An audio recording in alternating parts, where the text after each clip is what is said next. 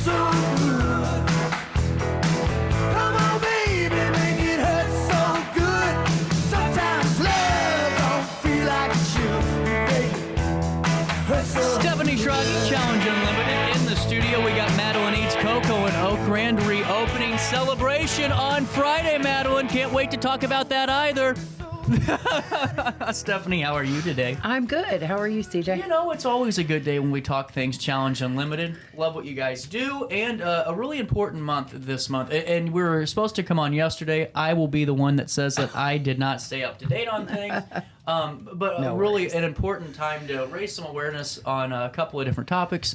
And what is October for the folks at home? So, National Disability Employment Awareness Month is something that started actually in 1945. Initially, the Department of Labor recognized that they needed a week to acknowledge this completely, largely untapped workforce still to this day. So, 1988, actually, they formed the Office of Disability Employment Policy, and they took over kind of the campaign for it. So, it's been annual ever since 1988.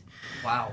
That's huge. It is, and it's getting bigger. And talk about that workforce, too, and how important it is to recognize that, you know, there is a significant number of our workforce that has those situations. Well, and it's going up even. You know, in the state of Illinois alone, Source America, who is the National Industries for the Blind, one of the organizations that runs the Ability One program, something we're a part of, they did a survey with Mathematica, and about, I think they said 749,000 people in the state of Illinois alone have disabilities between 18 and 64. So, you know, talk about an untapped workforce.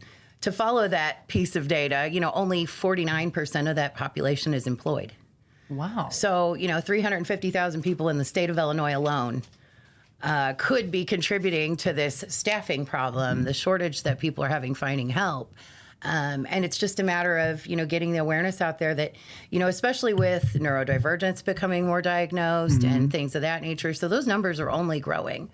Wow. But imagine the difference that could be made if all of those people had jobs. Well, exactly. You know, know? because in a lot of times, too, those jobs that, you know, are high turnover jobs, it just seems like from talking to you and looking at some of the numbers that those high turnover jobs don't become high turnover jobs a lot of the times with the individuals that are going into them through Challenge Unlimited. They're there for 5, 10 years, 15, even longer. Glad you brought that up. There's a lot of data to support that too. Yeah. That, you know, retention rates are higher, training costs are lower, work comp claims are even lower because people are safer. Yeah. You know, as far as how they do things. So I mean, you know, it's kind of, I was thinking about this earlier. You know, when you live and grow in a world that is not made to accommodate you and you've had to do that your entire life, what skill set does that add in a workforce and the things you think about that maybe somebody else doesn't, you know? And I can speak for myself in that realm. You know, I got a late diagnosis ADHD at 25. Right. You know, and a lot of us, I think, have experienced that. So, you know, just really, we want to raise awareness around the fact that, you know, these individuals are ready to work, willing to work. And through Challenge Unlimited in particular, you know, we offer training programs, job coaching. Well, and that's the huge incentive, too, because I'm sure that there's companies that go, well, we have this need and we would love to, you know, utilize, you know, folks of all backgrounds to be doing that, but maybe they don't have the adequate training yet to understand their corporate processes and how they need to maybe realign or if they're a right fit. Because sometimes I think that corporations and big companies and no matter small businesses, they got to do a self-evaluation and make sure that they're being that employer for everybody too. Absolutely. And I think, you know, they really just need to really look at the benefit way outweighs the cost. You know, that's the 100% thing. over. You know, we have milestones through our employment services program where, you know, the job coaches stick with them for 30, 60, 90 days. But then by 90 days, a lot of times these individuals are on their own. They're fully working. They don't need any supports. You know, and they're just an employee you can retain. I know I've come on before with Michelle from ABB, and, you know, they're trying to expand hiring with us because she's like, the people we've gotten through you guys have been amazing, and, you know, they're totally independent, and the benefit that they get from that as individuals, too. Think about it. You know, once you are earning a paycheck, how much better do you feel? Well, 100% over. Well, and too, I'm sure that a lot of times, and Stephanie, you got know this more than I do because you're around individuals with those, you know, disabilities and those, you know, things. Is that it's just that validation that I'm a fit. You know, when you get that paycheck, it's not just I have some money. It's I'm contributing. I'm doing my part, and what that does to morale of anybody that's been told, well, you can just stay at home for 30 years. that's invaluable. Not to mention the benefits to the local economy Well, because yeah, they're huge, too. spending Yeah. too. Right. You know what I mean? I Right. mean, it's just there's way more benefits than people realize to tapping into this workforce. Well, and there's so many more statistics that are coming out that are good stats, because sometimes I get frustrated with the way that we do measurements, because they're not specific measurements. They're just kind of generalized thoughts that are put into yes or no on surveys.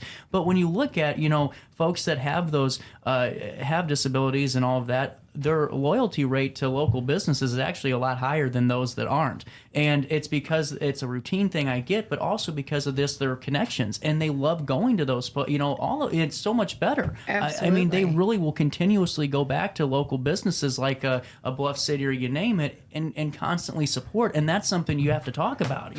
Absolutely. Even we have groups that we take out into the community to a multitude of places and provide volunteer opportunities. That too. To get them trained so that they can look at workforce development and where they should be and what they enjoy doing. So, the library was just here. We send individuals to the library to help them, and they can learn all kinds of skills with cataloging books, and that's all transferable skills to any job. 100%. And now, what are you guys doing to highlight the values of some of those workers through Challenge Unlimited through your partners this month of October? Well, shameless plug tomorrow, and this is a plug for all of us, right? Food is Love is doing. They had to postpone their event at the amphitheater. Yeah, they're just.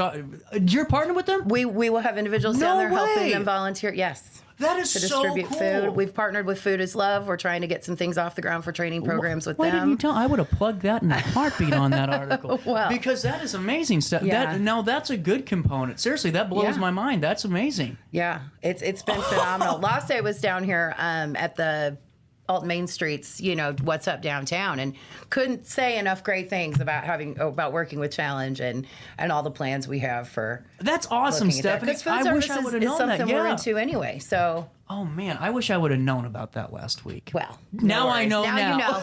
Now you know. So, and too, I think that's a wonderful opportunity because, and I hope I'm not speaking out of turn. It just seems like when I was in like high school and college, and you see like maybe someone that has those developmental learning disabilities or anything, they're not in a way that's in an environment that's a normal environment, like a social gathering. Yeah, some people don't like those larger crowds and those atmospheres.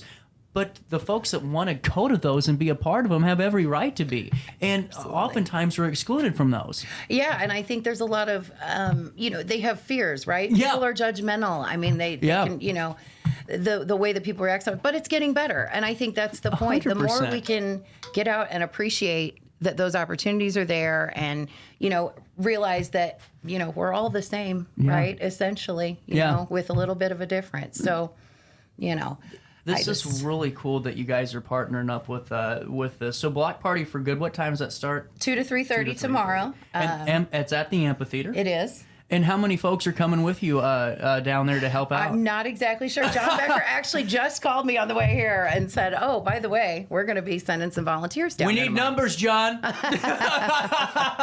Tell him.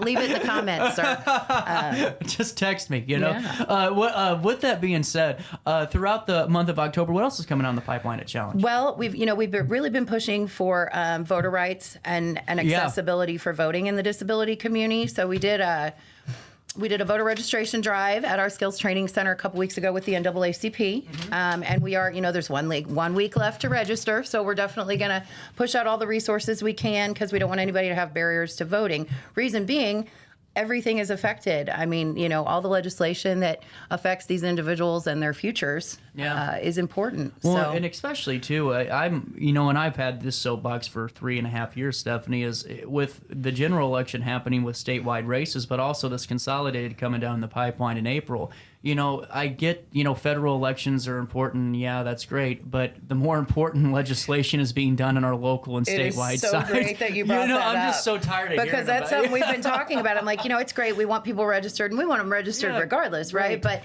yes, we want to engage people more in what's happening locally. And, what policies are, we've done some ADA accessibility work through the city downtown, some ARPA funds were used for that. So again, things that people just need to be aware of and know about, and who's in charge of making those rules for them, right? It's 100% over. I'm glad to hear you say that. And with that being said, apologies, no, guys. it's okay. It's a live show for a reason. That's why I like doing it live.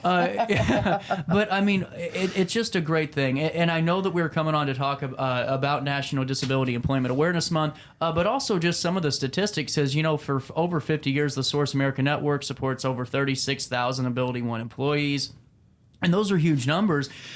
Through Challenge Unlimited this year, what are some of the things you'd like to kind of share or talk about with the work that you're doing in this role alone? Well, I'm great. You are just on it today, CJ. So the theme for this year's Department of Labor theme for this NDEAM is actually access to good jobs for all. Mm-hmm. So that being said, Challenge has a really strong footprint in the food service industry, janitorial services, custodial, some administrative work.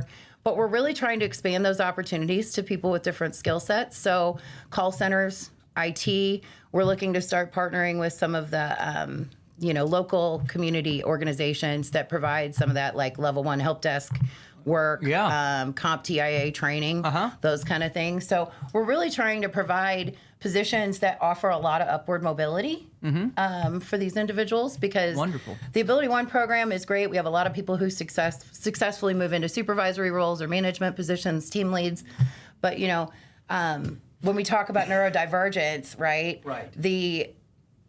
Particularly the IT sector is a place where these people can thrive. 100. I'm so glad you brought, because I just saw, was it Statista I saw that on? But I mean, just the success rates were amazing, and not just the success rates, but that company's IT department would grow exponentially too. Absolutely. That it's really unique. You'd be amazed at how the data management and I mean it's crazy. And for so many people, that's the thing that keeps them up at night. I mean, you know what I'm saying? Yeah. And so instead of, you're always, it's not how good you are as a boss, it's how good your team is around you. Absolutely. And if a team is everyone that looks identical to you or thinks exactly like you or does the same habits and goes out to the same places, you're never going to be successful. Your team's as good as whoever's around you. So when you have folks that are thriving in IT that are a little bit different, so what? So is my neighborhood. Right. Well, and to that point, I mean, let's be honest. Those of us who have worked in and with IT, a lot of us are different anyway. So adding that additional difference is that's a good point. Yeah, I mean, a very good point. It's a great environment. So we're really looking to partner with businesses who can offer those kind of services. Now, how can businesses reach out and want to utilize Challenge Unlimited, want to have that conversation about partnering up and spearheading that growth? Well, there's a multitude of ways, as always, but www.cuinc.org. It's a wonderful website, and it's the most beautiful thing I've ever seen in my life. Designed by RiverBender, shameless plug. It is beautiful, though. You guys did a great job. So there's a contact form, cuinc.org, if they prefer to reach out that way. You can also email bizdevelopment@cuinc.org. That's BIZ, development@cuinc.org. So that's another way. And obviously, we'll always take your phone calls. Dial that 618-465-0044, and then we'll get you to the right extension, whatever the services are you're looking for. Same would go for anybody who's looking for employment or interested in learning more about services. I gave out my personal cell phone yesterday. I was giving out the work line, and I was, you're good, because I am just not good.